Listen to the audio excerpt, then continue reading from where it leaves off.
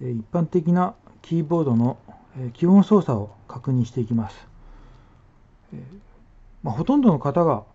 パソコンを使っているので基本的なキーボード操作は分かるとは思うんですけども、いちごジャムで同じように使えるのかということで確認していきたいと思います。まずスペースキーなんですけども、1文字空白ですね。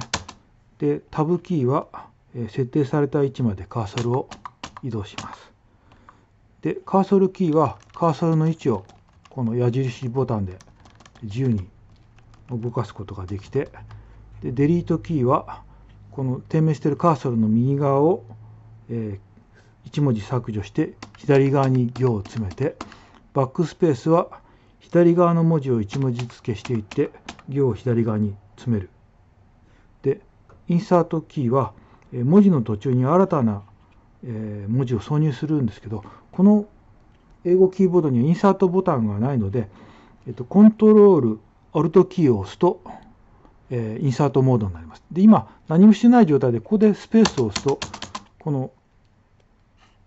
間に、消さないで間に挿入されている状態なので、今インサートモードに何もしないでなってるんですね。で、ここでコントロールアルトキーを押すと今までこの避けてたのがもうそのまま消してて、もう一回このコントロールアルトキーを押すとインサートモードになるということで、これで、インサートボタンはないけど、切り替えられます。で、次に消して、シフトボタンを押しながら、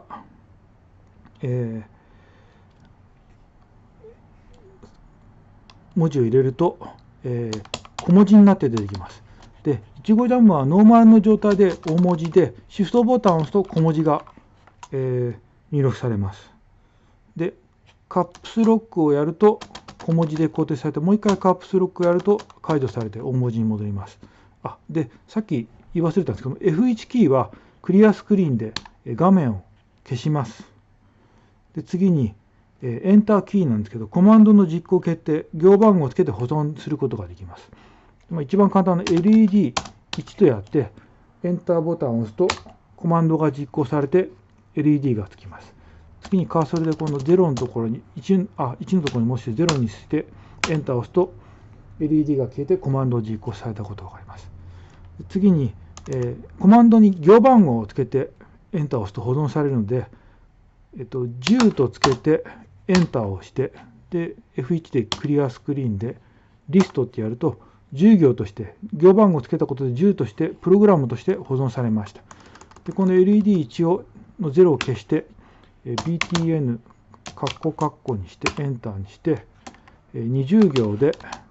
GOTO10 行に戻ってっていうプログラムにして、今度 F5 ボタンは、実行ランっていうのが入ってるんですね。で、そのまま